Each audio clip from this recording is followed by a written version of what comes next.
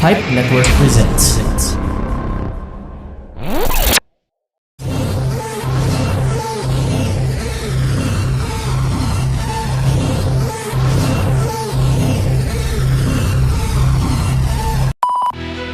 Welcome to your unfiltered Tagalog Wrestling Podcast. This is the LTG Show Podcast.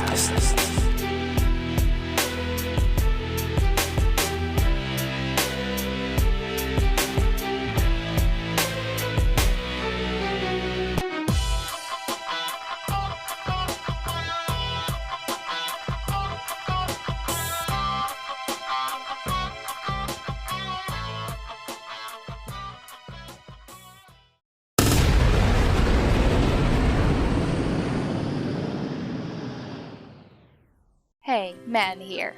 Are you an adult?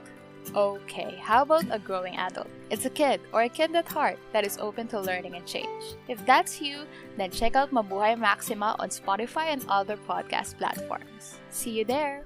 What's the scariest story you Is it know? from a book, a movie, a TV Or show? is it something that happened in real life? My name is Andrew. And I'm Ninya. Come join us as we talk all things horror. The frightening, alarming, real-life tales show. Out wherever you're listening to right now. Welcome to your unfiltered Tagalog Wrestling Podcast, and this is the MTG Show Podcast, a wrestling podcast.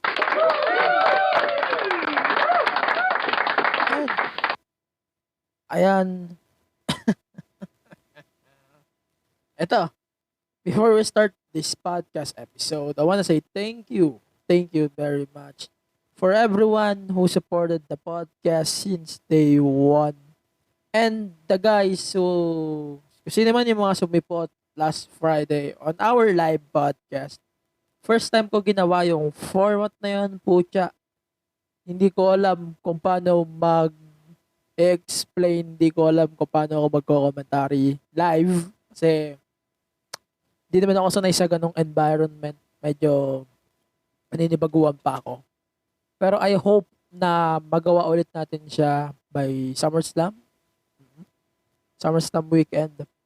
Or SummerSlam mismo sa pay-per-view. After the pay-per-view, probably.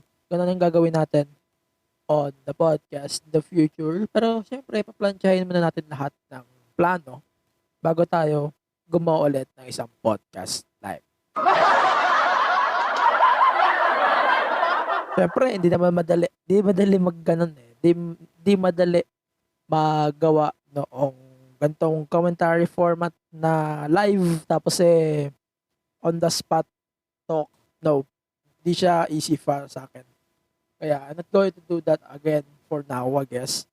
Pero gagawin ko siya in the future. Siguro pag meron na tayong kahit pa paano malakas na fan base, kahit pa paano may malakas na tayo na tama ba dito? Meron na tayong malakas na tiwala sa mga tao o tiwala ng tao na nakikinig sa atin here in the podcast. So, again, I want to say thank you for everyone who is listening to the podcast since day one. And sa lahat na nakikinig dito sa pod. Kahit kung sino-sino kayo, syempre, I'm not going to mention names pa. Pero, I want to say thank you in the bottom of my heart. I want to say thank you very much for supporting the podcast, of course. And, yeah. So before we continue on the podcast, we're going to talk about this week is of course Double or Nothing pay-per-view na mangyayari na Monday Manila time. And then yung ano pa ba? We're going to talk about Cena a bit kasi John Cena it's on fire right now. What I mean on fire is sobrang sobrang lala ng controversial na right now. And I want to give my sentiments. I'm not going to give a long commentary on this. Kasi sobrang personal ito pag-usapan dito. And ewan ko kasi wrestling kasi ito. Hindi naman kasi connected medyo sa wrestling yung topic eh. Pero si John Cena kasi is a wrestling guy who nasa business na since 2002 and now siya yung isa sa mga nagte-take over sa Hollywood. So there's a reason why I need to talk about that in a bit. Pero sa huli ko na siya itutok. Sa huli ko na siya pag-uusapan. Sa huli ko na siya i-commentary. In a bit lang. Konti lang. Ayoko masyadong habaan, salasalin. Sorry about that. Ayoko pahabain. Ayoko salasalin. Ayoko igings. Kasi baka magkamali pa ako ng sasabihin dito sa ere.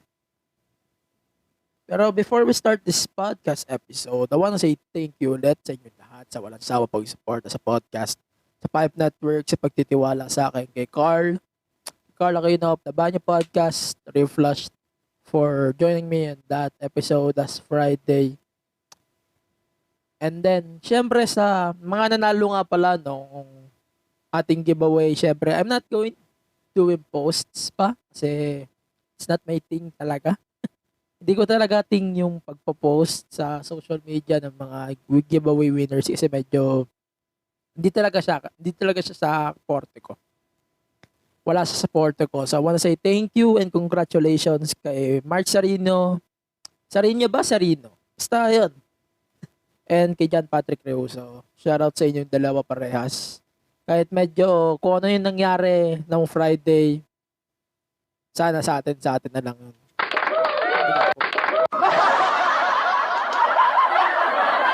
Ayun na. Episode 2 pala natin sa season 2 po siya. Hindi ko na alam kung anong gagalawin ko dito. Pero sige, since nandun na rin tayo sa gagalawin, ang ating unang gagalawin for this week on this podcast is of course the NXT. SmackDown muna tayo before NXT. So, SmackDown basically nagkaroon ng isang fatal 4-way match for the Intercontinental Championship. Nag-take place siya after noong show namin last Friday doon sa Pipe Network Facebook page, sa Pipe Facebook page, sa podcast Facebook page, and doon sa Twitch namin. So, nagkaroon ng fatal 4-way match for the IC title. And ang masasabi ko lang is ito. Maganda yung laban on that episode. And I don't know why. Kasi hindi ko talaga makita sa Raw yung mga ganitong booking, ganitong storylines. Hindi ko makita na yung alam natin sa SmackDown, at least nakakita natin ng direction yung mga stories. Unlike sa Raw, parang throw away na lang yung mga stories. I don't know why. And mamaya may pag-uusapan pa tayo sa Raw about Adnan Virk is no longer part of the Raw commentary starting next week's episode of Raw. Side of things. Ayan. So, lumabas din si Aleister Black on that match and he screwed Big E. He screwed Big E for the championship. So, Apollo Crews is still your Intercontinental Champion. No complaints about that whatsoever. Wala akong complaint doon. Basta ang akin lang sobrang ganda ng laban. Wala ako siguro wala akong complaints kasi right winner naman magandang move na yon for the championship. And I think tatagal pa yung championship kay Apollo for a very long time. I wish kung sino man ang makakatalo sa kanya, it's definitely Aleister Black. Wala nang iba. Siya lang nakikita ko pwede tumalo kay Aleister Black. Kay Apollo Crews. Kahit siguro tawag ba dito, triple threat na may face just to protect Apollo as well. Ganun siguro. Kasi hindi naman uso sa yung face-to-face or heel-to-heel stories. I don't know why. Kasi di talaga nila magawa. Also, nagkaroon na rin tayo ng marks about a possible Jimmy versus Jey Uso match at Hell in a Cell. Ewan ko, but nakikita ko na siya yun daw sa Horizon. Siguro, possible siya mangyari based doon sa mga nangyari on SmackDown.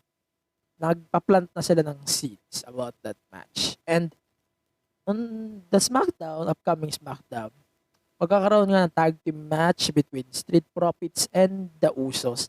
I think doon na nila ipaplant yung story na maglalaban si Jimmy at si Jay Uso. I don't know. Malay natin. Mag-swerve. Malay natin, possible na maglaban nga sila. Hell in a Cell. Pero, sige. Panoorin nyo na lang sa SmackDown on Saturday, Manila time. As a responsible wrestling fan, kung maaari SmackDown na lang panoorin nyo. SmackDown, Dynamite, NXT, Impact. Iwasan nyo na yung Raw. Hanggat hindi pa maayos yung stories ng Raw, iwasan nyo muna ang Monday Night. Definitely, tip yan. Galing sa akin. Advanced tip yan. Para hindi kayo makapagsayang 3 oras, 4 na oras para lang sa Monday Night. Jesus Christ. And then ito, we're going to talk about Adnan Virk. Nga pala, Adnan Virk is no longer part of the Raw commentators or Raw announcers team. Hindi na siya kasama doon kasi nagkaroon nga ng mutual agreement na umalis na si Adnan Virk sa E. Siguro it's either pressure, siguro hindi talaga nag-click si Adnan Virk after that 7 weeks being commentator pro. Ewan ko, ganun yung nakikita ko. Pero, malaking possible na hindi talaga siya pumatok sa mga nanonood ng Monday Night. But, kung ano yung nakita natin before, I hope di madala yun ni Jimmy Smith. Jimmy Smith, tama ba? Si Jimmy Smith is a UFC commentator. Former UFC commentator. And definitely, siguro, if makikita natin na mas better to kasi kay Adnan Virk. Pero, ang naisip ko lang kasi dito kay Jimmy Smith, hindi ko pa siya naririnig before. Kasi I don't watch UFC most of the time. Hindi ko na siya naabutan, I think, sa UFC or dun sa isa pang promotion na MMA din. I don't remember that name. But, I think si Mauro rin ang isa sa mga commentators nun, the present na. Pero, sige. Si Jimmy Smith, I'm going to give him a try. If hindi po masasakin siguro, alam mo na yung sasabihin ko dito. Mag-expect na kayo. Hindi, alam niyo naman ko anong kalakaran ko dito sa show. If medyo hindi nag-click sa akin, medyo bagsak talaga sa akin. Wala, pasensya tayo. Ganun talaga ang siste ko dito sa podcast. Pag hindi siya pumasa 1, 2, 3 weeks hanggang pay-per-view, wala na. Titirada na lang ako basta-basta dito kung ano yung pwede ko sabihin. And sa tingin ko, if magkatagal naman si Jimmy Smith dito, siguro 1, 2, 3 pay-per-views or wala.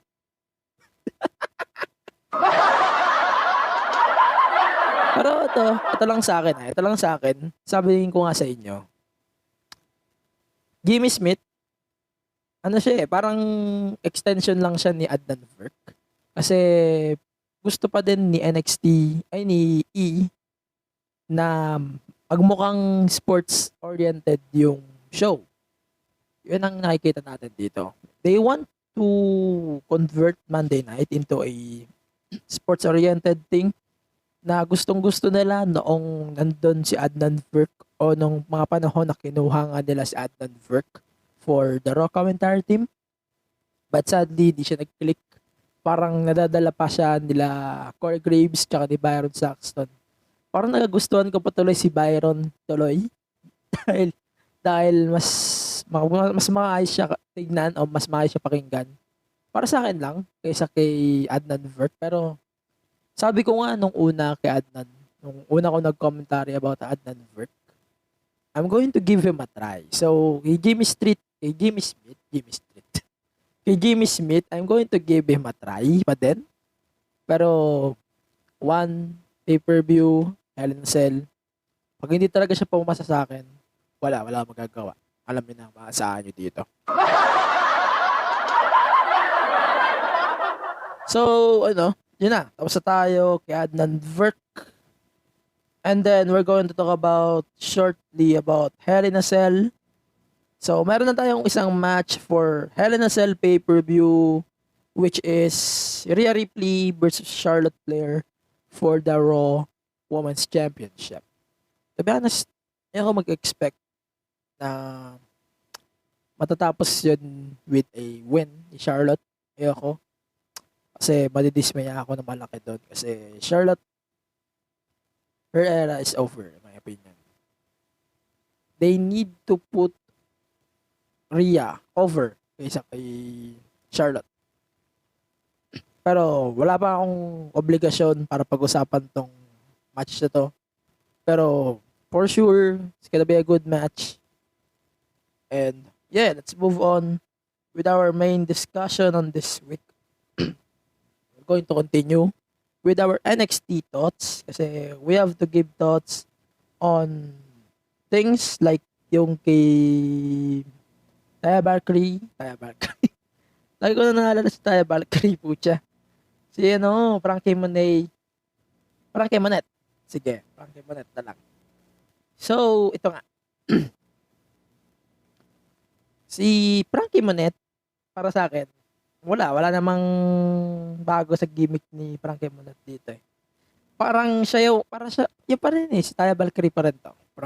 From Impact. Plus the dog. Gimmick. Yun lang. Yun ang nakikita ko sa gimmick na to ni Taya Valkyrie. Pero, mas Taya can wrestle though. Pero makikita pa natin for the next few days kung ano yung magiging improvement niya, kung ano ba yung magiging involvement niya in the future. And I wish na pag tama na yung panahon, ma-challenge niya si Raquel for the championship. Kahit losing, kahit talo, okay lang. Yeah. Yun lang sa akin. Parang nakikita din natin talaga yung dominance ni Frankie Monet. And ang importante talaga dito is nakita na natin yung si La Vera Loca in NXT. Yun lang talaga sa akin. But sabihin natin, mag-i-improve pa yan. Mag-i-improve pa siya in the past, on the next few days. And for sure, darating tayo sa punto na makakalaban niya si Raquel Gonzalez for the NXT Women's Championship. So another thing to note about this week's NXT before we go to our AEW, of course, John Cena. It's gonna be a short episode nga pala. Baka kalain nyo magmahaba ako this week. So ito. We're going to talk about the Kyle O'Reilly. Wait lang. We're going to talk about real quick doon sa contenders match. So it's gonna be Kyle O'Reilly versus Pete Dunne versus Johnny Gargano, with a winner will face Karrion Kross for the championship at TakeOver. So para sa akin lang, kailangan manalo dito si KOR. Para sa akin lang KOR. Pero feeling ko baka mag-feud din si KOR at si Bobby Fish. O baka makakuha tayo ng Fatal 4 match for the championship at TakeOver, malamang sa malamang. And malamang sa malamang din, ito magiging headliner for that week's episode. And baka nga, ito rin yung magiging headliner natin for the upcoming TakeOver event on June 13. And then we got the main event na nga. So it's Karrion Kross versus Finn Balor for the NXT Championship. Ewan ko, sobrang na-amaze ako dito kay Karrion Kross. One of the best performance niya since Impact days. And indeed, sobrang, alam mo yun, na sobrang namangha talaga ako kay Karrion Kross dito. I hope lang na mag-stick siya sa gantong gimmick para makikita pa naman natin yung totoong potential ni Karrion Kross. Pero I think mas okay na mag-stick siya dito sa gantong ka-dominant na Karrion Kross. And I think wala pa naman tayo makikitang contenders for the championship. Pero siguro yung mga threat kay Karen Cross, wala pa rin ako nakikita. For now, siguro. Pero yeah, ito, mamaya, next week nga pala, since double or nothing nga pala next week ko na rin i-rate to. Kasi I'm going to watch it full ulit para lang makasiguro ako kung accurate talaga yung rating ko na naisip dito. I think, ewan ko, sabihin ko na agad. Pero sabihin ko na 4/5. Pero syempre, final ko yan. For next week, I'm going to reveal it next week talaga kung ano yung rating ko about that match. So, yeah. Yun lang for my NXT thoughts. Nothing fancy about this week's NXT. And, ito. We're going to talk about real quick doon sa nangyari sa NWA Power on Fight TV. So, we got a Battle Royale. So, ang nanalo dito si Trevor Murdoch. He will face Nick Aldis for the championship. At, ano pangalan to? When Our Shadows Fall. Pay-per-view on June 6. On Fight TV. Fight TV. Not Fight TV. Kasi lagi ko nasabi dito na Fight TV. Pipe. Laging pipe. Yung network as in. Lagi na lang. Ewan ko, lagi na lang. Every time na mini-mention ko si Fight TV, sabi ko talaga is Pipe TV. Ang labo eh. Ang labo lang sa akin. Nung fact na yan. So, yeah. So, yun nga. Magtutuloy-tuloy pa kaya yung championship reign ni Nick Aldis. Halos 900 plus days na yun. 3 years? What? 3 years na pala yun?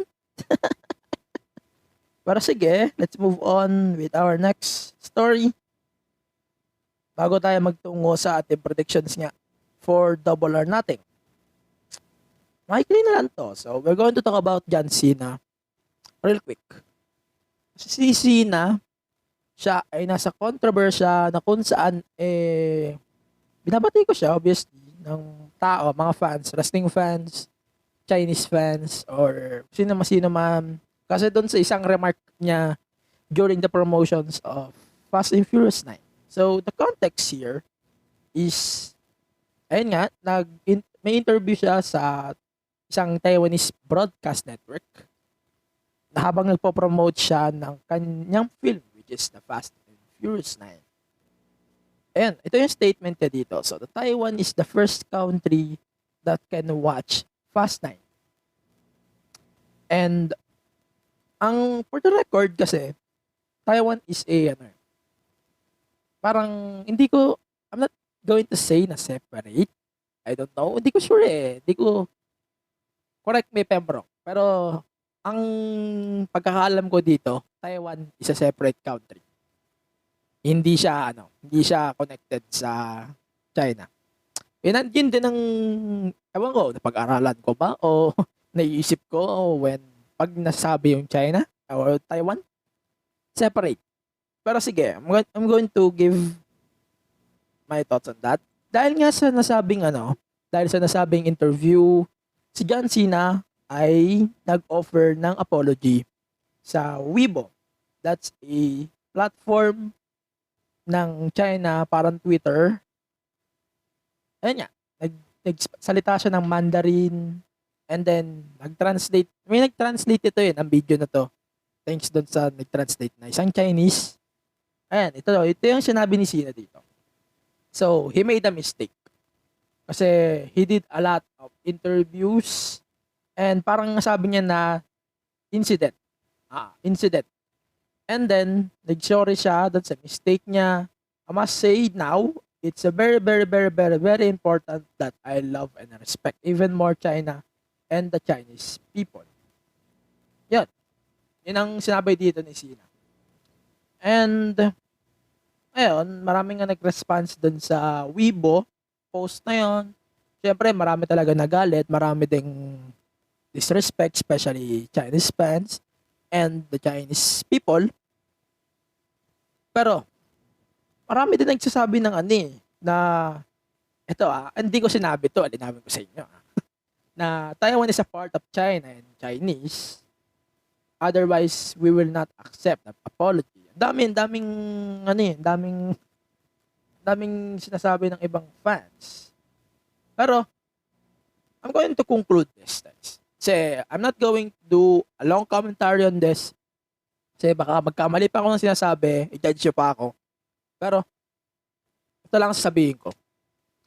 Huwag nyong ibuntun kay Sina yung galit nyo. Kasi si Sina, pwede nyo rin pagbuntunan. Pero is not the main opponent here. Hindi siya yung dito, kontrabida, kumbaga. Huwag nyo siyang pagbuntunan ng galit. Parang ang nangyayari kasi, ewan ko kung pansin nyo perspective ko lang to. Parang natatabunan natin yung totoong problema eh. Ewan ko if you guys saw kung ano man yung mga nangyayari right now, yung mga emotions kasi natin, nag-halo-halo yan.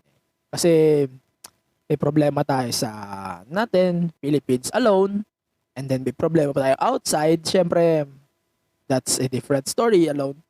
Pero, yeah, ang sabi ko na lang, hindi talaga si Sina ang kalaban natin dito.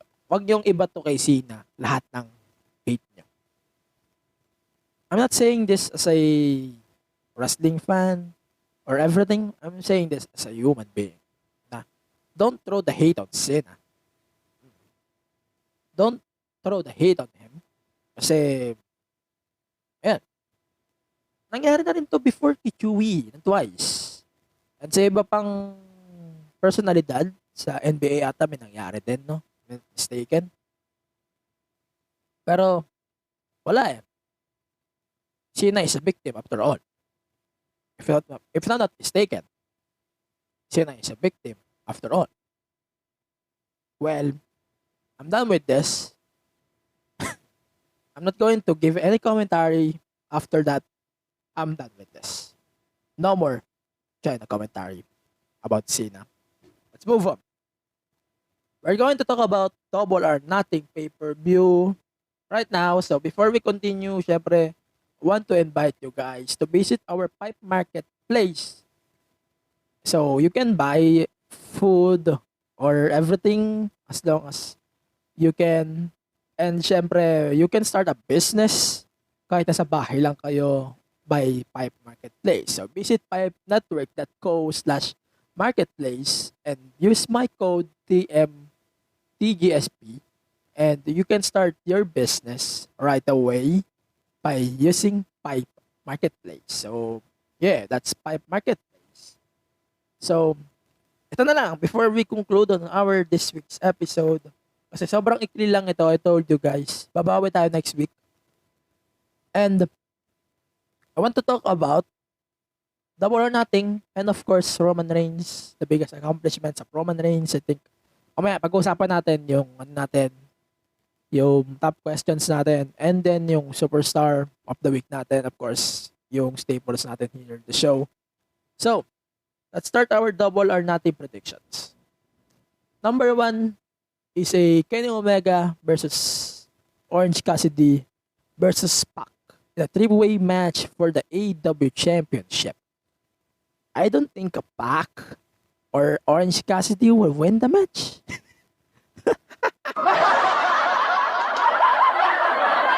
I don't think those two punks can beat Kenny Omega like that. I don't think so. So obviously, the match goes to Ken. And then, Hikaru Shida versus Dr. Britt Baker.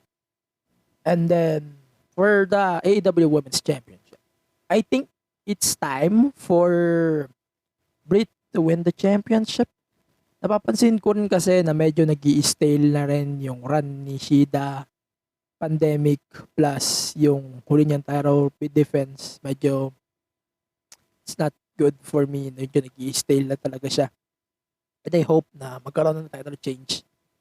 And pag nangyari yung title change, there's a opportunity then, syempre, na mag-refresh yung mga storylines ng AEW and nag-refresh yun definitely pag tinalo ni Britt Baker si Shida.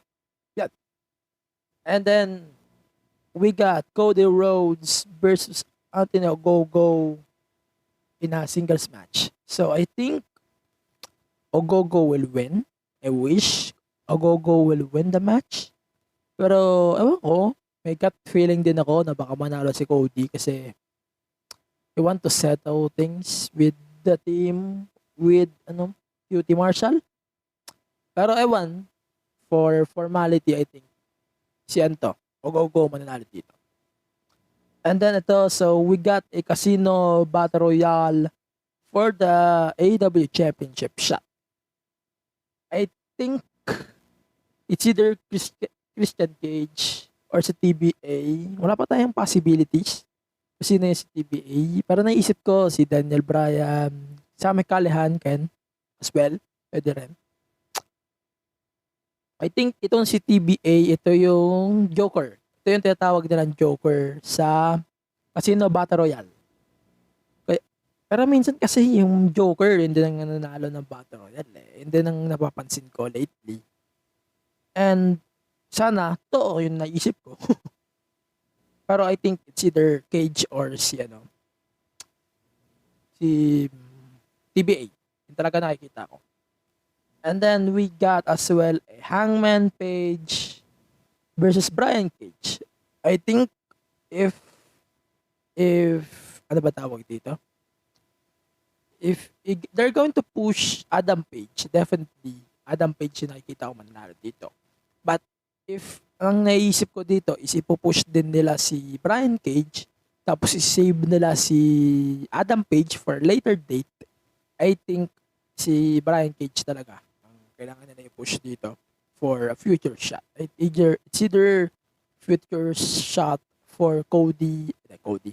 A future shot for ba dito?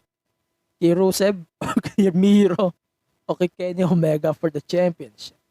So yeah. So also we got a TNT championship match between Miro versus Lance Archer for the TNT championship.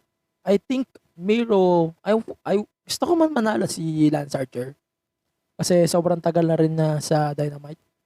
Pero feeling ko Miro to. Di siya pwede matalo on his first title defense. Yun lang sa akin. And then we got the Pinnacle versus the Inner Circle. Na Stadium Stampede match. If the Inner Circle lost, they must disband as a team forever.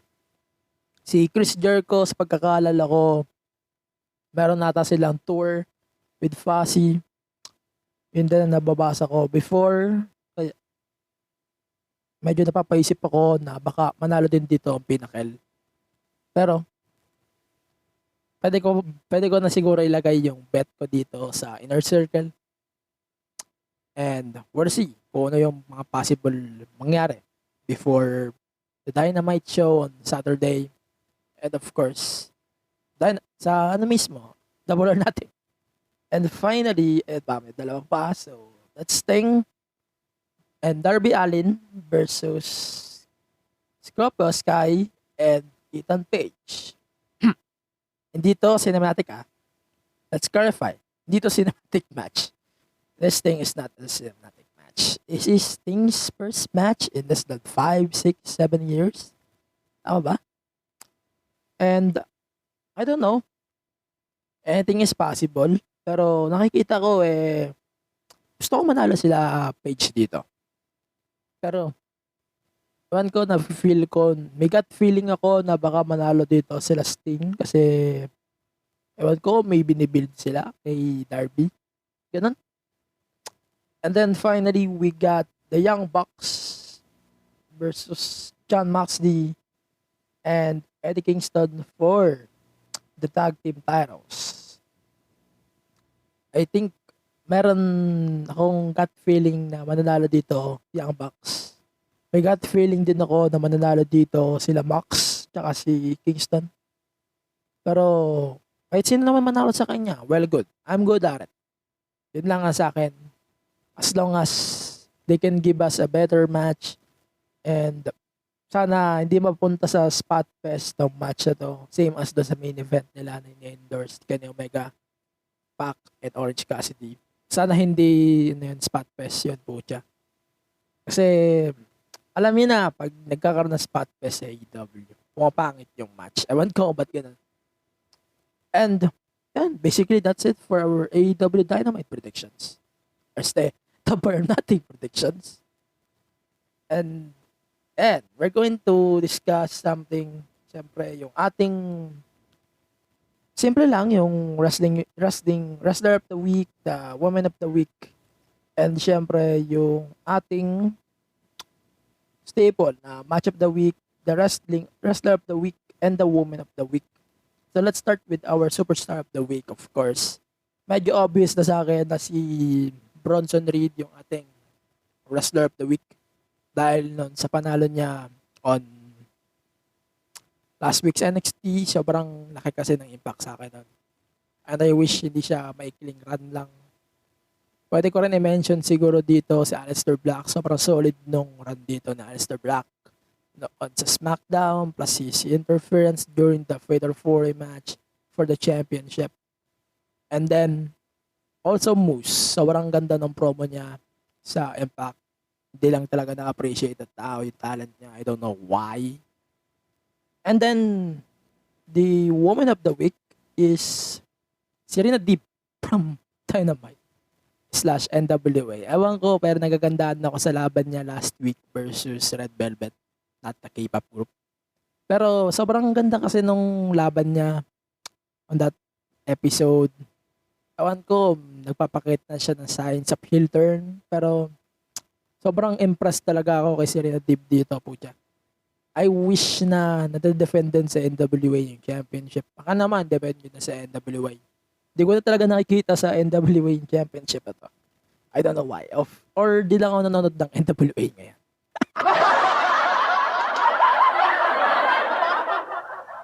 Ayan. So, of course, final thing. Ayan nga pala, munti ko na makalimutan i-discuss. So, our match of the week from last week is A-Kid versus Tyler Bate from last week's NXT UK for the Heritage Cup Championship. That's a good match. If you want to start watching Heritage Cup rules match or the British Cup rules or the British Rounds rules, ito is sa mga best match to start at time. Ito, sobrang ganda ng laban nitong pucha. Wala akong masabi na iba eh. Sobrang entertaining. And syempre, wrestling eh. Parang nakita natin kung gaano ka underrated talaga itong NXT UK. And itong match na to, isa to sa mga malaking patunay na sobrang underrated itong show na to.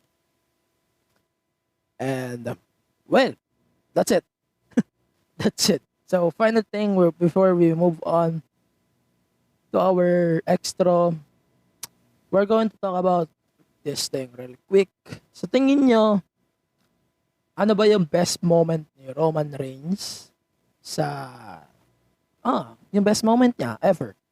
So, we're going to read some comments kasi minababasa tayong comments about that. So, let's start with this one. So, si James PL, nababasa ko yung heel Roman eh. Si heel Roman, hindi ko pa nakikita potential niya. Sorry about that. JMSPL. Hindi ko pa talaga nakikita yung potential niya kung ito ba yung best talaga. Kaya I'm sorry, hindi pa ito sa akin. Ito. And then, sabi naman ni Baron Mercado, si Brian Mercado, anything related to his tribal chief persona. Ayoko mo na mag-agree this time. Ayoko mo na mag-agree about this heel turn. No, hindi mo na mag-agree this time. Kasi ups and downs, syempre, di nawawala yan. Ito, sabi naman ni Aaron Limuel Alvarez, his defense is definitive win at WrestleMania against Edge and Daniel Bryan. Pucha.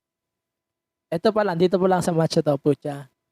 Sabihin ko na talagang best. Ito yung isa sa mga biggest moments ni Roman on his career since then.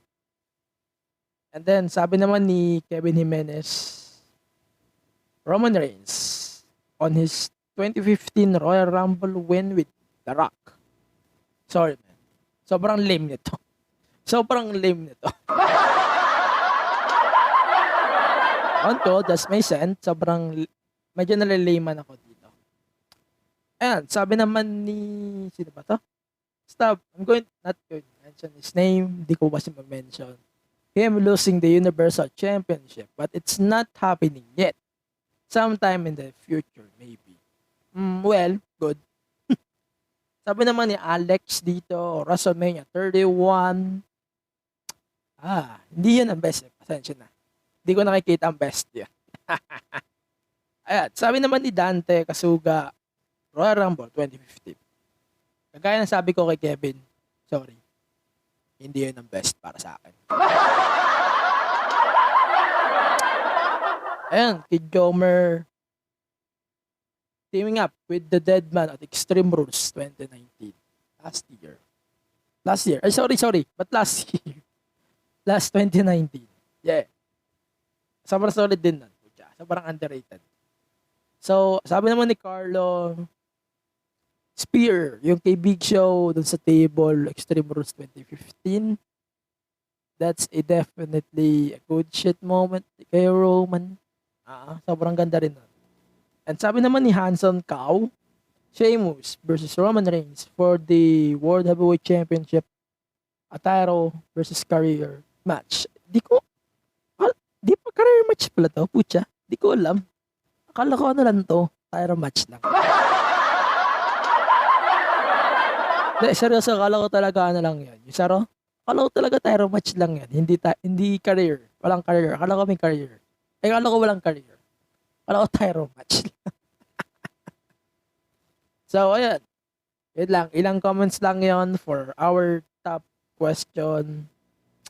And, sagutin ko muna yung, ano ba yung best match? Ano ba yung best moment ni Roman? Ito. Para sa akin talaga yung 2019. Yung nag-return si Roman from his disease. Kung ano yung nangyari sa kanya last 2018. Yun. Isa yun sa mga pinakamalaking moment talaga kay Roman. Pero in-ring wise, sa in-ring, syempre, pwede ko ibigay yun sa win niya at WrestleMania 35 versus Undertaker. One of the biggest moments talaga yun. 35 ba? 33. 33. Sorry. Yun kay Undertaker. And then yung win niya versus Edge and Bryan, definitely that's a good WrestleMania moment for Roman. And then yung storyline niya versus, I don't know, pero I think his story versus AJ Styles is very underrated, in my opinion. Ganda rin nun, sobrang underrated talaga. Ewan ko kung bakit. Ewan ko ba't sobrang underrated sa akin nung feud na yun. Yeah. Yun lang nga sa akin. So, that's it for my top question and my opinion about that. And dyan na rin nagtatapos ang ating podcast this week. Before we go, I want to say happy anniversary nga pala sa Kape na Landier, Coffee na Landier, kay Jeff and kay Rhea of Coffee na Landier, our kapodcast and Pipe Network. I want to say happy anniversary, happy pod anniversary nga pala sa inyo. And I wish you good luck pa rin sa future days nyo sa podcast system natin. And sana dumating yung araw na magko-collab din tayo dito sa pod or sa inyo sa podcast nyo sa Coffee na Landier. Baka naman. Makapag-invade na tayo dyan. Ano? Ayan. Yun lang. Ayun, pabor lang pala namin. Yung sayaw mo daw, Rhea, baka naman. Yung titi dance mo daw. Inaantay na namin yun. Ayun lang sa akin. That's it for this week's podcast episode. Follow the podcast on all of the social media platforms. That's Facebook, Twitter, Twitch, TikTok, and Instagram at the MTG Show Pod. And then, of course, listen to the podcast every week on your favorite podcast platforms on Spotify, Apple Podcast, Google Podcast, Anchor, and on the Station Podcast app sa Android phones nyo. Of course, outdated yan, pero yung episodes niyan, updated yan lagi. And then, syempre, follow all of the Pipe Network shows on Pipe Network. Syempre, Facebook, Twitter, Instagram, TikTok at Pipe Network, and visit our website at pipenetwork.co. And of course, may official social media platforms on Twitter and Instagram at AG Penera. Yun lang sa akin. Thank you. See you on the next podcast episode. Stay safe, stay raso. And mask up. Register to vote. And I hope I see you guys next episode of your Unfiltered Tagalog Wrestling Podcast, the Station Podcast. We're out. Peace. Thank you.